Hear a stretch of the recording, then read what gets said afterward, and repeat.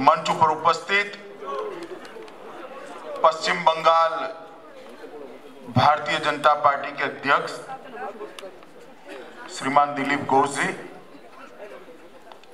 Bharatiya Janata party के राष्ट्रीय महासचिव श्रीमान कैलाश विजयवर्गीय जी, भारतीय जनता पार्टी के राष्ट्रीय सचिव श्रीमान राहुल सिन्हा जी, श्री सुरेश पुजारी जी, हमारे सह संगठन मंत्री आदरणीय शिव प्रकाश जी, केंद्र में भारत सरकार के मंत्री श्री बाबुल सुप्रियो जी,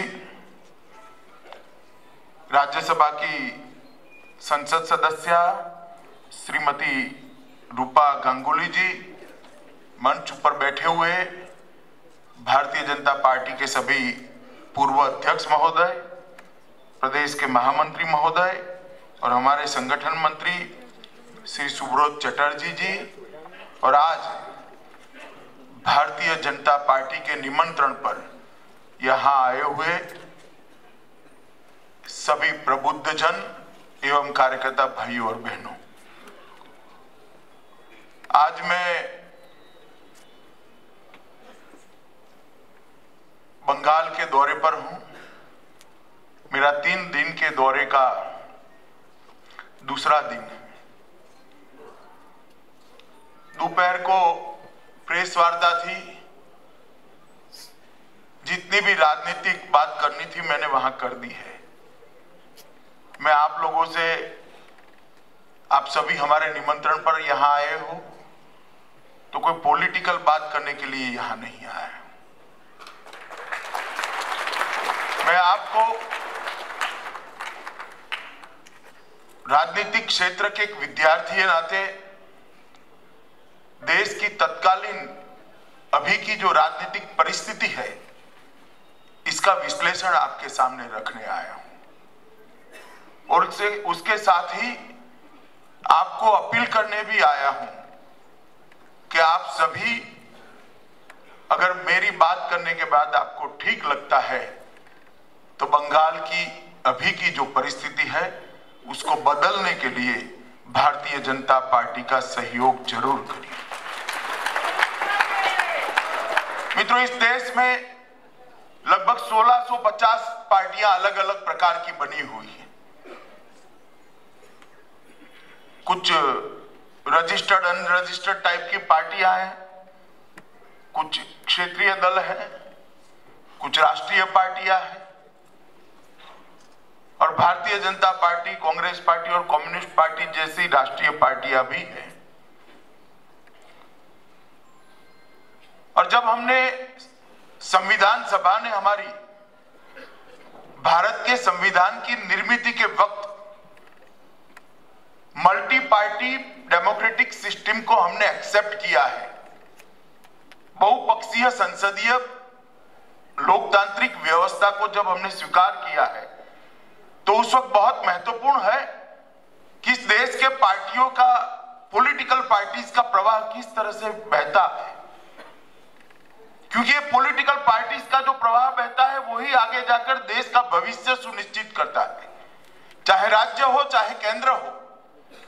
जब हमने मल्टी पार्टी डेमोक्रेटिक सिस्टम को, पार्लियामेंट्री सिस्टम को एक्सेप्ट किया है, तब कोई व्यक्ति देश का भला नहीं कर सकता, पार्टियां ही कर सकती है, क्योंकि चुनाव पार्टियों के नाम पर लड़े जाते हैं। यहां प्रेसिडेंशियल इलेक्शन नहीं होते हैं।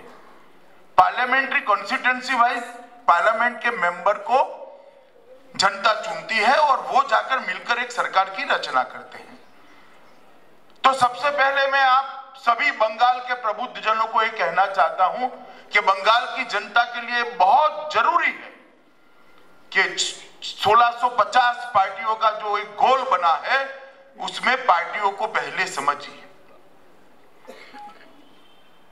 और मैं आज जो आपको कहने जा रहा हूं, भारतीय जनता पार्टी के अध्यक्ष के नाते कहने नहीं जा रहा हूं, एक भारतीय जनता पार्टी के कार्यकर्ता के नाते कहने नहीं जा रहा हूं, मैं एक राजनीति शास्त्र के विद्यार्थी के नाते मेरा जो एनालिसिस है आपको सामने रखने जा रहा हूं क्योंकि मैं समझता हूं कि आप भी सोचने वाले लोग हैं, आप भी समझने वाले लोग हैं, आप भी एनालिसिस करने वाले लोग हैं। ये 1600 पार्टियों का जो एक पूरा समूह है, उसमें से मित्रों मैं स्पष्टता और गौरव के साथ, विश्वास के साथ कहता हूं कि एकमात्र भारतीय जनता पार्टी ऐसी है जिसमें इंटरनल डेमोक्रेसी बची है और हर बार 3 साल के बाद बूथ से लेकर राष्ट्रीय अध्यक्ष तक का चुनाव हम समय पर करते हैं, संविधान के हिसाब से करते हैं। मैं एक छोटी सी बात आपको कहना चाहता हूं। आप बताइए मेरे बाद भारतीय जनता पार्टी का अध्यक्ष कौन होगा? कोई बता सकता है क्या? बता सकते हैं भाई? जरा भी नहीं बता पाएंगे आप। और मुझे बताइए सोनिया जी के बाद कांग्रेस का अध्यक्ष कौन होगा?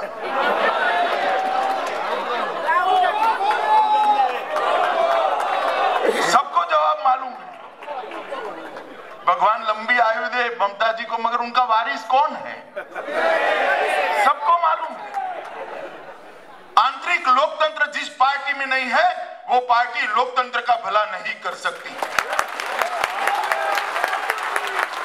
पार्टियां सुचारू रूप से चले, पार्टियां देश के लिए चले, पार्टियां विकास के लिए चले, पार्टी देश और विकास को समर्पित हो, इसके लिए बहुत जरूरी है कि पार्टी में आंतरिक लोकतंत्र होना चाहिए। और मित्रों मैं गर्व के साथ कहता हूं, मैं एक ऐसी पार्टी का अध्यक्ष हूं जिस पार्टी में 3 साल के अंदर अध्यक्ष का चुनाव समय पर होता है और हमारी पार्टी का कोई नेता 2 टर्म से ज्यादा अध्यक्ष बन भी नहीं सकता है।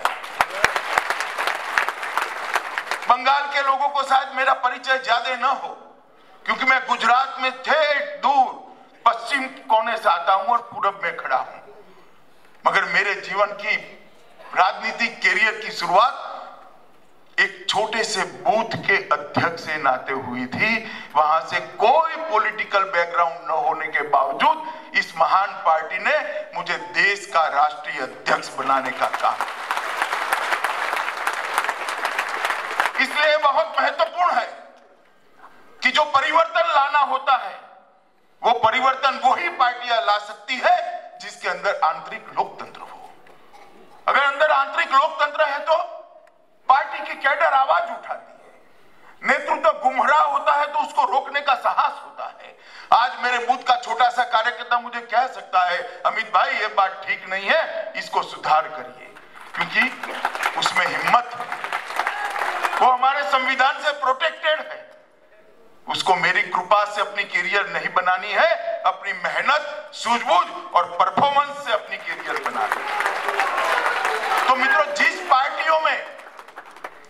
जिन पार्टियों में आंतरिक लोकतंत्र ही नहीं बचा है वो पार्टी कभी देश का भला नहीं कर सकती। मैं ABCD के नाम देना नहीं चाहता, मगर आंतरिक लोकतंत्र जिसमें नहीं है वो पार्टी ना लोकतंत्र का भला कर सकती है, ना राज्य का भला कर सकती है, ना देश का भला कर सकती है। भारतीय जनता पार्टी एकमात्र पार्टी ऐसी है कि जो लोकतंत्र के आंतरिक लोकतंत्र को संभाल कर चलती है।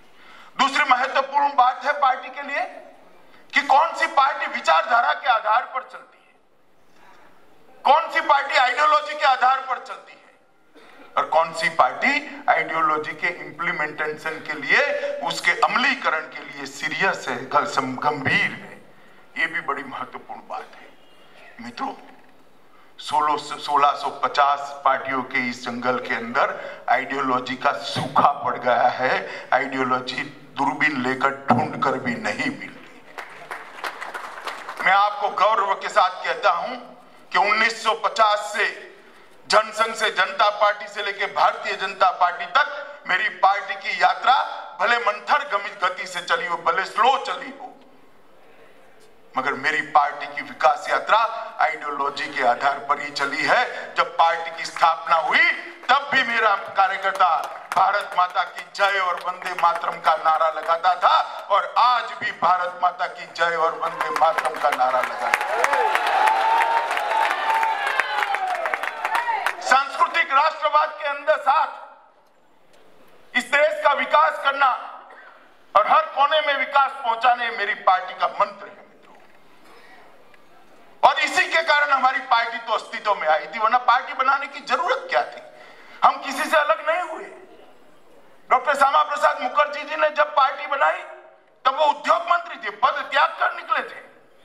जरूरत क्या थी पार्टी बनाने की? और उस वक्त जब पार्टी बनाई जनसंघ, तब सालों तक जनसंघ का एक काउंसिलर भी चुनकर आएगा उसकी कोई गारंटी नहीं थी, क्योंकि आजादी का सारा यश कांग्रेस के अकाउंट में सीधा जमा हो गया था। जवाहरलाल नेहरू का सूर्य मध्याह्न पर था, मगर उस वक्त नई बनी हुई सम्मिलित सरकारों ने जब निश्चय किया, नीतियां बनानी शुरू की, देश की विदेश नीति बनी, देश की कृषि नीति बनी, देश की शिक्षा नीति बनी, देश की अर्थनीति बनी, देश की रक्षा नीति और विदेश नीति जब बनने लगे, तब कुछ लोगों को लगा कि सारी नीतियों में भारतीय मिट्टी की सुगंध कहीं पर नहीं दिखाई पड़ती है। ये सारी नीतियों का मूल कहीं ना कहीं पश्चिम के विचार से जाकर मेल खाता है, पश्चिम के विचार के साथ जुड़ा हुआ है। तब उनको लगा कि अभी तो कुछ नहीं कर पाएंगे, मगर यही रास्ते पर देश बहुत आगे चला गया तो बहुत बड़ी गलती हो जाएगी। एक वैकल्पिक सोच देने की जरूरत है। एक नीतियों का विकल्प देश की जनता के सामने रखना चाहिए, और विकल्प रखने के लिए, सत्ता पर आने के लिए नहीं, क्योंकि सत्ता पर आने की तो दूर दूर तक संभावना ही नहीं थी। सत्ता पर आने के लिए नहीं, एक विकल्प रखने के लिए भारतीय जनसंघ की स्थापना हुई, जो बाद में भारतीय जनता पार्टी बना। और मित्रों, भारतीय जनसंघ ने सांस्कृतिक राष्ट्रवाद के साथ साथ मुक्त व्यापार और मुक्त खेती की बात उस जमाने में करी थी, जिसको लेकर आज मोदी जी भी चल रहे हैं। हम विचारधारा से कभी भटके नहीं, विचारधारा कभी बदली नहीं, विचारधारा कॉम्प्रोमाइज भी नहीं करी है। हम वो पार्टी हैं। और जब हमारी विचारधारा के आधार पर पार्टी चली, तो स्वाभाविक रूप से उसका बढ़ना धीरा था, मंथर गति से बढ़े, स्लोली से बढ़े। 2050 से लेकर 2017 तक का ये फासला हमने बहुत कठोरता से पारित किया है मित्रों। बहुत सारे अत्याचार, बहुत सारे मजाक, हंसी हमारी उड़ी है, फिर भी हमने विचारधारा के साथ कभी समाधान नहीं किया है मित्रों। और उस वक्त हमने एक नीतियां को बनाने का शुरू किया, जिस नीति के अंदर इस देश की मिट्टी की सुगंध हो, इस देश की संस्कृति मिले, इस देश का संस्कार मिले, इसी के आधार पर यह देश आगे बढ़ना चाहिए। इसकी शुरुआत भारतीय जनसंघ ने करी, भारतीय जनता पार्टी ने करी। और मित्रों, आज भी हम उसी नीतियों के आधार पर चल रहे हैं। मैं मानता हूं कि नीतियों के आधार पर चलने वाली पार्टियों का सूखा हो गया है, अकाल पड़ गया है। दूरबीन लेकर ढूंढते ही नीतियों के आधार पर चलने वाली पार्टियां नहीं मिलती हैं। कांग्रेस तो आजादी के आंदोलन से बनी थी, राइटिस्ट विचारधारा वाले भी वहां थे, समाजवादी भी वहां थे, लेफ्टिस्ट भी वहां थे, हिंदू महासभा वाले भी वहां थे, और मुस्लिम लीग के सदस्य भी वहां थे। क्योंकि कांग्रेस पार्टी ही नहीं थी, कांग्रेस पार्टी एक स्पेशल पर्पस व्हीकल था आजादी प्राप्त करने का। जिसको आजादी चाहिए थी, कोई भी विचारधारा का था, कांग्रेस के साथ जुड़ गया। तो कांग्रेस की अपनी स्वतः कोई विचारधारा नहीं थी, कम्युनिस्टों की विचारधारा थी, मगर वो विचार काल के थपड़े खाते खाते आज देश भर में से, दुनिया भर में से उखड़ गई है। कुछ यहाँ बचे हैं, उनको भी अब धीरे धीरे समाप्त होने के लिए विचारधारा के आधार पर चलने वाली एकमात्र पार्टी बची है, और वो है भारतीय जनता पार्टी। बाकी सारी पार्टियों का मूल देखेंगे आप तो कांग्रेस में जाकर कहीं ना कहीं मिलेगा। सत्ता का झगड़ा हो गया, अपना समावेश नहीं हो गया, तो कांग्रेस से अलग हो गए। किसी ने तृणमूल बनाई, किसी ने कांग्रेस ओ बनाई, कांग्रेस पी बनाई, कांग्रेस तिवारी बनाई। ये सारे कहीं ना कहीं कांग्रेस से निकले हुए लोग हैं। और मैं पूछता हूं कई बार कि भैया आपकी विचारधारा क्या है, किस आइडियोलॉजी के आधार पर आप इस देश को आगे बढ़ाना चाहते हो? आइडियोलॉजी ना कोई कह सकता है, ना कोई इसकी व्याख्या कर सकता है। तो जिसमें लोकतंत्र ना हो वो party multi party democratic system को पुष्ट नहीं कर सकती। जिसकी आइडियोलॉजी ना हो वो party multi party democratic system को पुष्ट नहीं करती। बहुपक्षीय संसदीय व्यवस्था को अगर मजबूत बनाना है तो आइडियोलॉजी बेस्ड आंतरिक लोकतंत्र को, इंटरनल डेमोक्रेसी को संभाली हुई पार्टी की दिशा में ही इस देश ने जाना पड़ेगा, तभी जाकर हम आगे बढ़ पाएंगे। मित्रों, मैं आइडियोलॉजी के बारे में बहुत डिटेल बताना नहीं चाहता, मगर मैं एक बात कहना चाहता हूं कि एक जमाना था जनसंघ में जब हम थे तब हम कहते थे कि हम देश का भला करेंगे। कांग्रेस के मित्र और कम्युनिस्ट दोनों हमारी मजाक उड़ाते थे कि आपके पास तो अधिकार ही नहीं, आपके पास तो पावर ही नहीं, बोलने में क्या दिक्कत है। मगर आज इस देश में एक 70 साल की आजादी के बाद एक समय आ गया कि बड़ा बड़ा 3 विचारधाराओं का पार्टी, 3 प्रकार का सरकारें इस देश में चली है।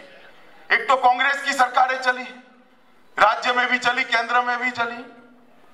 दूसरा, कम्युनिस्टों की सरकारें चली है, राज्य में भी चली, केंद्र में भी चली। और तीसरी, प्रादेशिक पार्टियों की भी सरकारें चली है। सपा की चली, बसपा की चली, तृणमूल कांग्रेस की चली, जदयू की चली, नवीन पटनायक जी की चली। 3 प्रकार की सरकारों को इस देश ने देखा है। मेरा इस देश के बुद्धिजीवियों को आह्वान है कि अब तीनों प्रकार की सरकार के आंकड़े अब सब साइट पर उपलब्ध है, किसी को पूछने की जरूरत नहीं है, कोई आरटीआई लगाने की जरूरत नहीं, कहीं पत्र लिखने की जरूरत नहीं।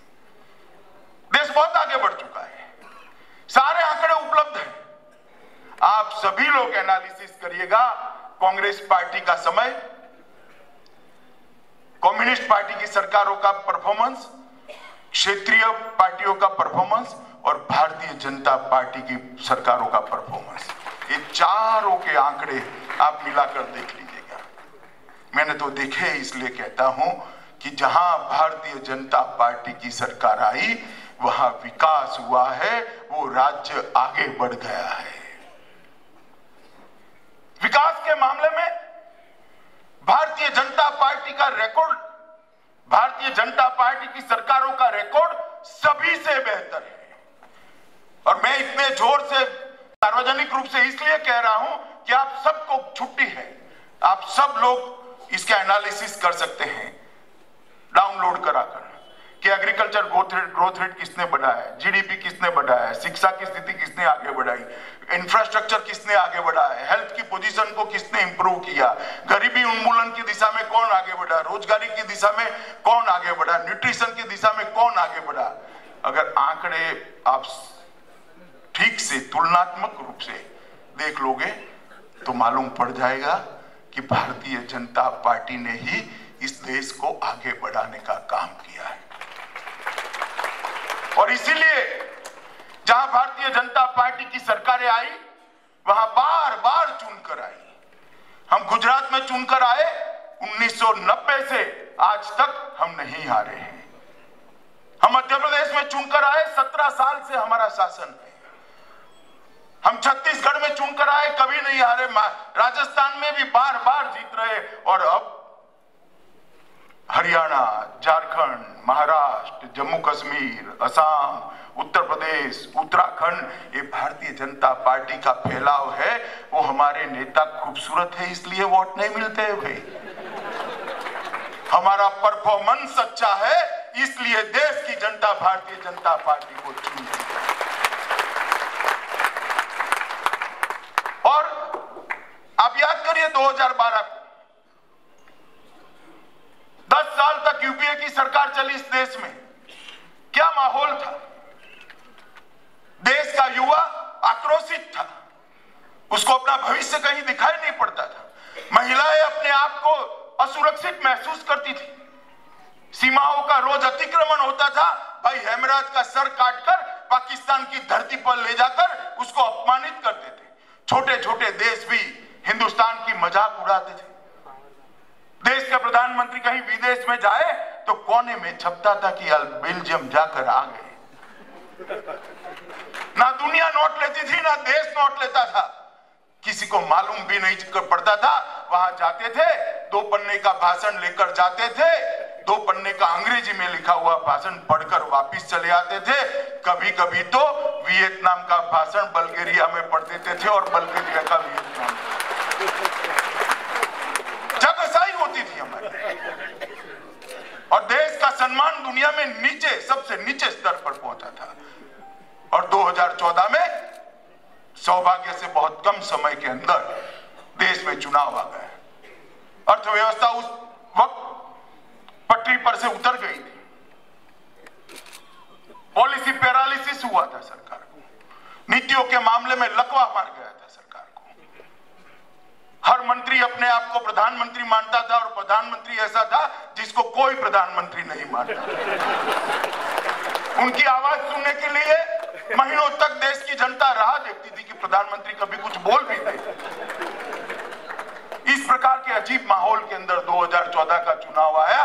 भारतीय जनता पार्टी ने गुजरात के उस वक्त के मुख्यमंत्री श्री नरेंद्र मोदी का चयन किया। उनके नेतृत्व में हमने चुनाव लड़ा, डंके की चोट पर हमारा नेता तय किया, और 30 साल के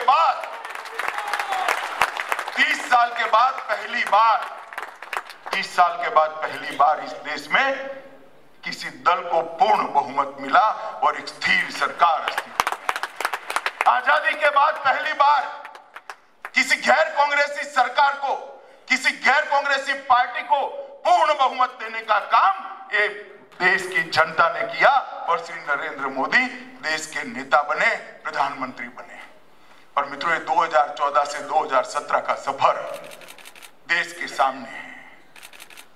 उस वक्त जो युवा आक्रोशित था, आज वो स्टार्टअप बनाने पड़ गया है। स्टैंडअप के अंदर दलित युवा अपनी नौकरी ढूंढता है। स्किल इंडिया के तहत वो अपने आप को वैश्विक प्लेटफॉर्म पर पाता है। जब देश की सीमाओं के साथ अतिक्रमण बार बार होने लगा, उरी की घटना के बाद सर्जिकल स्ट्राइक कर कर भारत ने पूरी दुनिया में एक संदेश दिया कि आप हमें हल्के से नहीं ले सकते। हम शांति तो चाहते हैं अपने पड़ोसियों से, मगर हमारी सीमाओं का अतिक्रमण कोई नहीं कर सकता। एक सार्वभौमत्व वाला एक सॉवरेन कंट्री है हम, ये देश दुनिया में हमने भेजा है। नरेंद्र मोदी जी दुनिया में जहां जहां जाते हैं वहां उनका स्वागत होता है, आवभगत होती है, सम्मान होता है। हजारों का जुलूस नरेंद्र मोदी जी के स्वागत के अंदर जुमता है। मित्रों, ये स्वागत नरेंद्र मोदी का नहीं है, स्वागत भारतीय जनता पार्टी का नहीं है, ये स्वागत देश की 125 करोड़ जनता का स्वागत। नरेंद्र मोदी जी ने देश की जनता को, देश को दुनिया में सम्मान दिलाने का काम किया है। 4.4% पर छोड़कर गए थे विकास दर को, हम 7.6% तक लेने का काम किया है, और हम आज हिंदुस्तान दुनिया भर में सबसे तेज गति से बढ़ती हुई अर्थव्यवस्था बनकर आपने सामने खड़ा है। और मित्रों, कितने कितने काम, मैं बहुत सारे काम गिनाना नहीं चाहता, मगर ये सरकार जो है वो संवेदना से चलने वाली सरकार है। ये सरकार जन भावनाओं को जानने वाली सरकार है। एक जमाना था जब गवर्नेंस के बारे में कहा जाता था रिफॉर्म्स होने चाहिए, रिफॉर्म्स, सुधार होने चाहिए। हमने वो व्याख्या को बदला है। हम रिफॉर्म्स में नहीं मानते हैं, हम ट्रांसफॉर्मेशन में मानते हैं, आमूल चूर परिवर्तन, बदलाव में मानते हैं, और वो कर हमने दिखाया है। मित्रों, इस देश के अंदर किसी कोई प्रधानमंत्री को कल्पना नहीं आई। मैं एक उदाहरण देना चाहता हूं कि संवेदनशील गुड गवर्नेंस कैसे हो सकता है। नरेंद्र भाई आने के साथ ही जो एलपीजी के कनेक्शन होते हैं, इसकी सब्सिडी को डायरेक्ट ट्रांसफर करने की शुरुआत कर दी, और सब्सिडी जो ग्राहक की थी वो सीधी इसके बैंक अकाउंट में जाना शुरू हो गई। आपको लगेगा भाई इसमें क्या बड़ा हो गया, पहले पैसा देना नहीं पड़ता था, अब देना पड़ता है, और बाद में जाकर आप भेजते हो, हम दे आते हैं। मगर 14,000 करोड़ की सब्सिडी बच गई, क्योंकि वो कनेक्शन जाली थे, फर्जी थे, जिसका बैंक अकाउंट ही नहीं था। आप कल्पना कर सकते हो, इतने सालों से 14,000 करोड़ का एक ऑर्गेनाइज्ड भ्रष्टाचार सिर्फ एलपीजी कनेक्शन बांटने में होता था।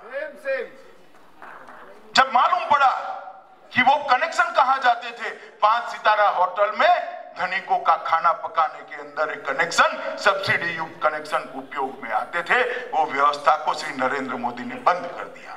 उसके बाद में नरेंद्र भाई ने एक अपील की कि भाई ये सब्सिडी है देश के गरीबों के लिए, जिनको अपना जीवन आगे बढ़ाना है उसके लिए, जिस पर ईश्वर की कृपा है, जो संपन्न है, जो सरकारी नौकरी प्राप्त करे हैं, जो कमा लेते हैं, वो क्यों सब्सिडी लेते हैं? आप सब्सिडी छोड़ दो, मैं आपकी सब्सिडी किसी गरीब को दे दूंगा। और मित्रों, मुझे कहने में गर्व है कि एक बार इस देश के प्रधानमंत्री लाल बहादुर शास्त्री ने जब पाकिस्तान से युद्ध किया तब कहा था सप्ताह में 2 दिन चावल खाना छोड़ दो, क्योंकि चावल देश के पास है नहीं, अमेरिका दादागिरी कर कर हमको दबाता है। और देश के लोगों ने 2 दिन नहीं, जब तक युद्ध चला तब तक चावल खाना छोड़ दिया था। और नरेंद्र भाई ने जब कहा कि आप सब्सिडी छोड़ दो, मुझे कहते हुए खुशी है कि 1,40,00,000 लोगों ने अपनी सब्सिडी गिव इट अप के नाम से खुद ही छोड़ दी। तो 14,000 करोड़ वहां बचे और बाद में 1,40,000 करोड़ लोगों ने सब्सिडी छोड़ दी। ये पैसों का क्या करना? कोई और सरकार होती तो बजट का घाटा समाप्त कर देती। नरेंद्र भाई ने कहा कि एक माता जब चूल्हे पर कंडा और लकड़ी जलाकर खाना पकाती है, 400 सिगरेट जितना धुआं उसके फेफड़े में चला जाता है, उसका बीमार ससुर बाप वो भी बीमार होता है, बच्चा भी टीबी से युक्त हो जाता है। इसके जीवन में उजियारा कौन लाएगा? नरेंद्र भाई ने तय किया कि हम 5 साल में 5 करोड़ माताओं के घर में उज्ज्वला योजना के तहत गैस पहुंचाने का काम करेंगे। और मित्रों, 2 ही साल में 2 करोड़ देश की गरीब माताओं के घर में गैस पहुंचाने का काम ये भारतीय जनता पार्टी की सरकार ने कर दिया। मित्रों, आप इसको रिफॉर्म्स कहेंगे, सुधार कहेंगे? ना जी, ये रिफॉर्म्स नहीं है, ये ट्रांसफॉर्मेशन है।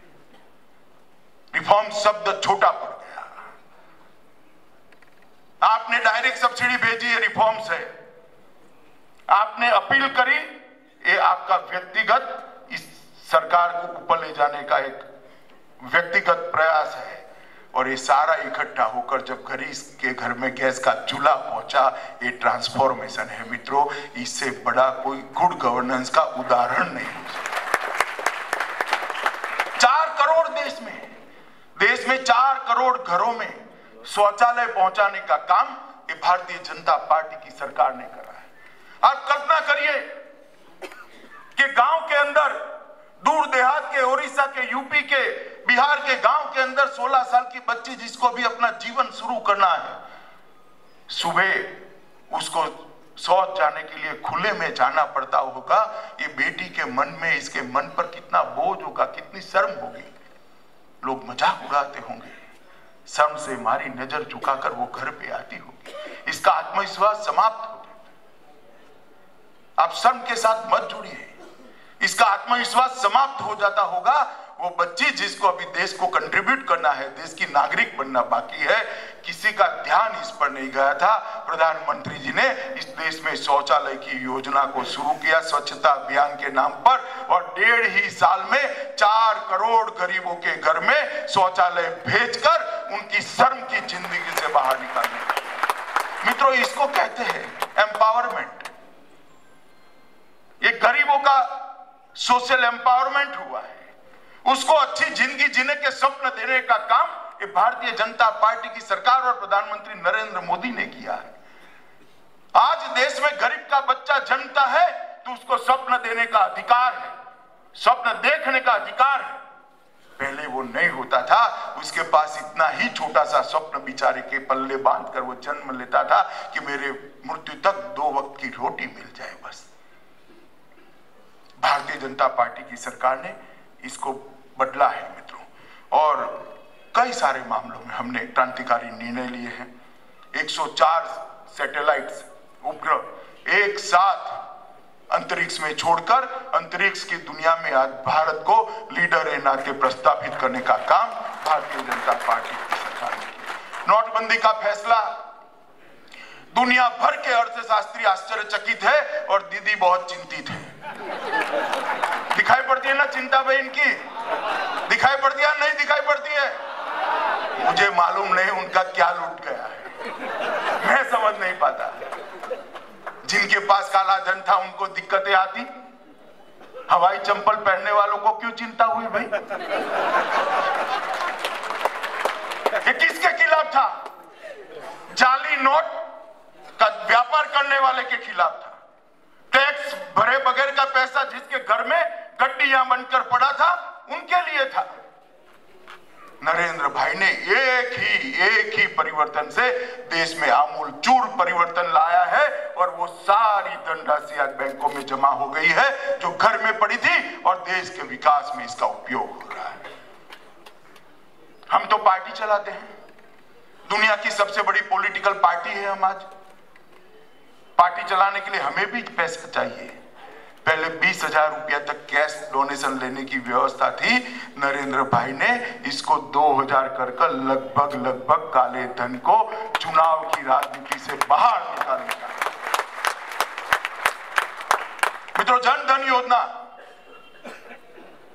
जब हम शासन में आए, इस देश के 60 करोड़ लोग ऐसे थे, 125 करोड़ में से 60 करोड़ लोग मतलब 50% आबादी, जिसके पूरे परिवार में, उसका छोड़ दो, पूरे परिवार में बैंक अकाउंट ही नहीं था। जनधन योजना को नरेंद्र भाई ने कठोरता से लागू कर 28 करोड़ 11 लाख लोगों के बैंक अकाउंट खोलकर वो गरीब को अर्थतंत्र के साथ जुड़ाव करने का काम ये भारतीय जनता पार्टी की सरकार ने किया है। मुद्रा बैंक योजना के माध्यम से सालों से कल्पना थी कि रोजगारी का मतलब नौकरी, नौकरी में भी सरकारी नौकरी। हमने वो कल्पना को बदला है। मुद्रा बैंक के माध्यम से 7 करोड़ 32 लाख युवाओं को स्वरोजगारी के लिए लोन देकर अपना जीवन सम्मान पूर्वक जीने का रास्ता प्रशस्त कर दिया है। कोई गांव में हजाम की दुकान खोला है, कोई ठेले लगा रहा है, कोई कुछ कर रहा है, कुछ कर रहा है, कोई छोटी सी बच्ची ब्यूटी पार्लर का अपना शॉप खोलकर अपना जीवन सम्मान से बिक जा रही है, कोई छोटा सा लड़का कंप्यूटर लेकर आईटी के साथ माध्यम से दुनिया के साथ जोड़कर अपनी पेट का भरने की व्यवस्था कर रहा है। 7 करोड़ 32 लाख परिवारों को स्वरोजगारी के रास्ते पर डाइवर्ट करने का काम भारतीय जनता पार्टी की सरकार ने किया है। बेनामी संपत्ति के खिलाफ, शत्रु संपत्ति के खिलाफ 2 नए कानून लाए और काले धन पर लगाम लगाने का एक बहुत बड़ा प्रयास किया। सेल कंपनियों के खिलाफ जो अभियान चलाया है, बहुत सारे वकील सीए बैठे हैं, उनको तो मालूम ही होगा कलकत्ते में क्या चल रहा है भैया, मालूम है या नहीं है? बहुत बड़ा अभियान सेल कंपनियों के खिलाफ भारतीय जनता पार्टी की सरकार ने चलाया है। एक भीम ऐप लॉन्च करी है और भीम ऐप के माध्यम से आज भीम ऐप डिजिटल ट्रांजैक्शन की दुनिया में दुनिया का सबसे लोकप्रिय और सबसे तेजी से बढ़ने वाला ऐप बनकर उभरा है और हमने बाबा साहेब आंबेडकर को इसके माध्यम से श्रद्धांजलि देने का काम किया है। इस देश के गरीबों को स्वास्थ्य का अधिकार नहीं था, दवाइयों के भाव इतने बढ़ते गए कि कोई इसको देखने वाला नहीं था। हमने जेनरिक दवाइयों का कंसेप्ट लाकर आज एमसीआई ने भी कानून कर दिया है, डॉक्टर ने प्रिस्क्रिप्शन जेनरिक दवाइयों का ही लिखना पड़ेगा। 70% से कम दाम में देश के गरीब को दवा मिले, इस प्रकार की व्यवस्था ये भारतीय जनता पार्टी। भगवान करे सब स्वस्थ रहे, मगर जब स्टेंट लगाने का सवाल आता था तो 40,000 से शुरू होता था, 1,80,000 तक की इसकी कॉस्ट थी। मित्रों, लूट थी, इसकी कॉस्ट इतनी थी ही नहीं। भारत सरकार ने इसकी मिनिमम प्रोडक्शन कॉस्ट और वाजिब मुनाफा क्या हो सकता है, आज 7,000 से 40,000 के बीच में हर प्रकार के स्टेंट मिलना शुरू हो गए। मैं मानता हूं इस देश के गरीब को भी अपना दिल सुधारने की व्यवस्था नरेंद्र मोदी सरकार ने की। मित्रों, इंद्रधनुष योजना के तहत टीकाकरण को हमने जोड़ दिया। देश के 12 करोड़ बच्चों का 6 महीने के अंदर टीकाकरण कर कर आज उनको एक स्वस्थ नागरिक बनाने की दिशा में बहुत बड़ी पहल की है। स्किल इंडिया, स्टार्टअप इंडिया और स्टैंड अप इंडिया के माध्यम से चाहे दलित बच्चा हो, चाहे गरीब बच्चा हो, चाहे आईटी प्रोफेशनल हो, उसको एक वैश्विक प्लेटफॉर्म देकर विश्व के बच्चों के साथ स्पर्धा कराने के लिए हमने एक बहुत बड़ा कदम उठाया है। स्वच्छ भारत, गांधी जी के बाद स्वच्छता की बात इस देश के राजनेता ही भूल गए थे, जैसे स्वच्छता के लिए हमारी कोई जिम्मेदारी ही नहीं है। कोई सरकार स्वच्छता के लिए कुछ नहीं करती थी। भारतीय जनता पार्टी की सरकार ने, श्री नरेंद्र मोदी ने स्वच्छ भारत के अभियान को आगे बढ़ाया। अभी भी काफी सारे लोग हमारी टीका कर रहे हैं, हमारे विरोधी भी कर रहे हैं कि भाई यहाँ कूड़ा पड़ा है, वहां कूड़ा पड़ा है। उनको मालूम नहीं है कि एक प्रक्रिया है, इस संस्कार देने का काम है। और आज नरेंद्र मोदी के स्वच्छता का अभियान के कारण इतना हो गया है। मित्रों, बहुत सारे यहाँ बुजुर्ग लोग बैठे हैं, आपकी पोते की उपस्थिति में एक चॉकलेट का छिलका नीचे नाक कर देखिएगा, पोता कहेगा कि दादा मत डालिए, इसको कचरा पेटी में डाल दीजिए।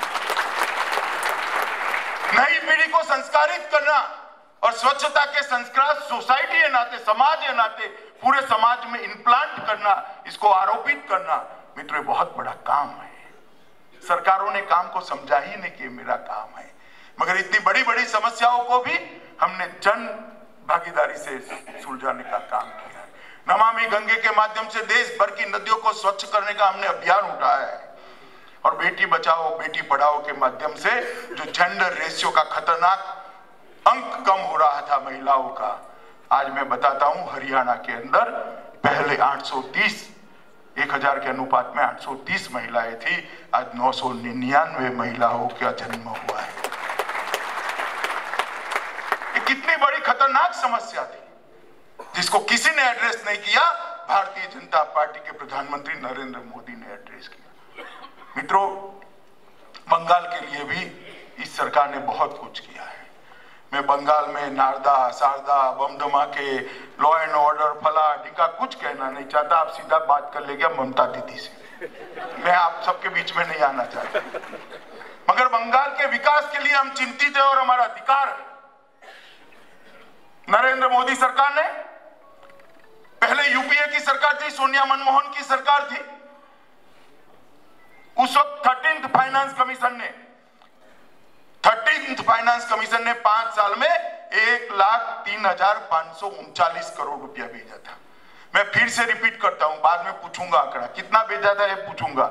1,03,539 करोड़ रुपया 13th फाइनेंस कमीशन में बंगाल के विकास के लिए भेजा था। कितना भेजा था तो बोलो तो 1,03,539 करोड़। नरेंद्र मोदी सरकार ने, भाजपा सरकार ने 14th फाइनेंस कमीशन के अंदर 2,89,942 करोड़ रुपया बंगाल को दिया है। मित्रों, 3 गुना पैसा देने का काम किया है। ताली मत बजाना भैया, दिखाई पड़ता है कहीं? कहां गया? क्या खुश हो जाते हो भाई? हम तो भेज रहे हैं मगर आप तक पहुंच नहीं रहा है। बंगाल की ना गरीबी दूर होती है, ना बेरोजगारी दूर होती है, ना रोड अच्छे बनते हैं, ना ब्रिज बनते हैं, ना लाइट घर में पहुंचती है, ना युवा को रोजगारी मिलती है। तो पैसा कहां जाता है? कहां जाता है भाई?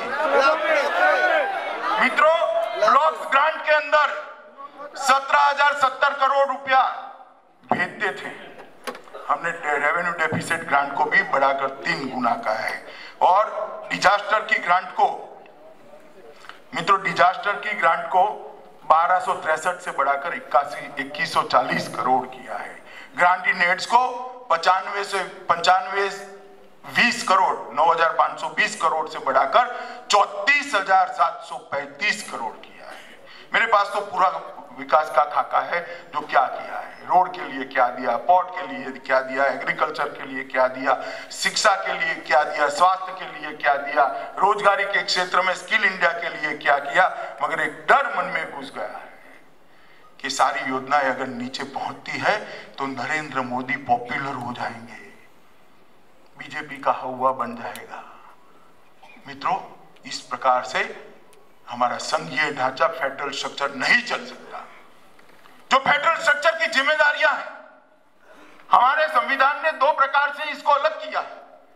देश की सुरक्षा केंद्र का जिम्मा है, विदेश नीति केंद्र का जिम्मा है, आर्थिक वित्तीय नियमन केंद्र का जिम्मा है, मगर कृषि विकास, स्वास्थ्य, primary education, portable water supply, sanitation, health, ये सारी जिम्मेदारी रोड्स राज्य की है। भारतीय जनता पार्टी अंदर दखल नहीं कर सकती। और मित्रों, इसलिए मैं कहता हूं कि अगर केंद्र अपनी जिम्मेदारी बहुत अच्छे से संभालेगा और राज्य नहीं संभालेगा तो संतुलित विकास नहीं हो पाएगा। जिन जिन राज्यों ने इसका फायदा लिया वो आज बहुत आगे बढ़ने लगे हैं, मगर अफसोस बंगाल के अंदर इस प्रकार से नहीं हो रहा है। मित्रों, मैं बहुत लंबा समय हो गया, ज्यादा बोलना नहीं चाहता, मगर नरेंद्र मोदी सरकार बनने के बाद 15 दिन में एक योजना सरकार लेकर आई है। 97 योजनाओं की सूची मेरे पास में है। मैं थोड़ा जोर से पढ़ता हूं, आपको लगे बहुत हो गया, हम मान गए तो ताली बजा देना, मैं बंद कर दूंगा। पढ़ू जोर से, पढ़ू, ऊपर वाले बोलो भाई। मैं जोर से पढ़ता हूं। प्रधानमंत्री जनधन योजना, प्रधानमंत्री आवास योजना, सुकन्या समृद्धि योजना, मुद्रा बैंक योजना, जीवन ज्योति बीमा योजना, सुरक्षा बीमा योजना, अटल पेंशन योजना, आदर्श ग्राम योजना, फसल बीमा योजना, ग्राम सिंचाई योजना, गरीब Kalyan Yojana, make in India. अरे भाई, अभी तो 12 तक ही पहुंचे हैं, मगर ये कुछ आपके लिए नहीं है। ये कुछ आपके लिए नहीं है क्योंकि ये नीचे तक नहीं पहुंचता है। एक गंभीर चिंता का विषय है। डेवलपमेंट के काम में भी अगर राजनीति करेंगे तो ये आजादी के वक्त सबसे समृद्ध राज्यों में जिनकी शुमार होता था, ऐसा बंगाल आज गरीब राज्यों के शुमार में आ गया है। कैसे उठेगा बंगाल? कैसे उठाएंगे बंगाल को? मित्रों, हम मानते हैं कि भारत माता का मानचित्र यहां लगा है, इसकी 2 भुजाएं हैं, एक पश्चिम है और एक पूरब है। पश्चिम में विकास हो गया, काफी अच्छा हुआ है। आप जाकर देखिए, गुजरात, महाराष्ट्र, राजस्थान, मध्य प्रदेश, छत्तीसगढ़, गोवा, मगर पूरब में बिहार, उड़ीसा, बंगाल, नॉर्थ ईस्ट, बहुत कुछ होना बाकी है मित्रों। और ये संतुलित विकास नहीं है। देश के एक हिस्से का विकास हो और दूसरे हिस्से का विकास न हो, ये देश के लिए अच्छा नहीं है।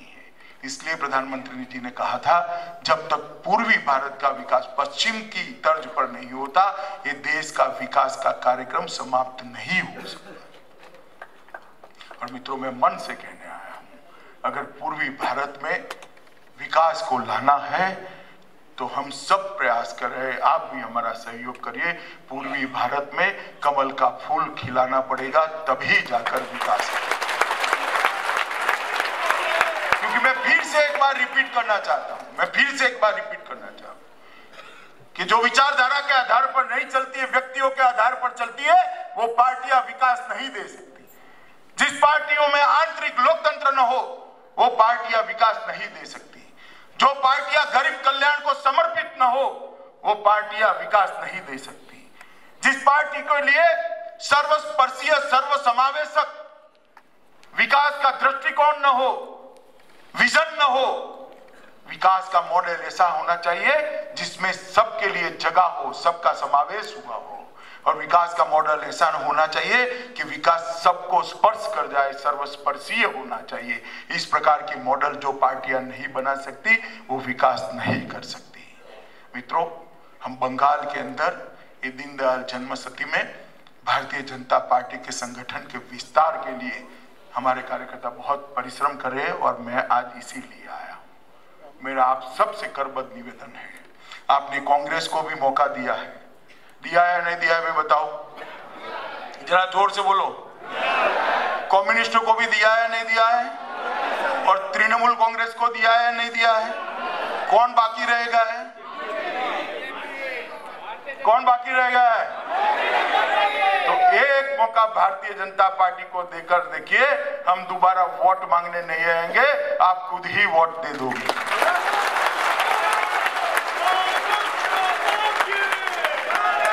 और मित्रों, विकास एक बात है, बंगाल की संस्कृति और संस्कार पर भी आघात हो रहा है।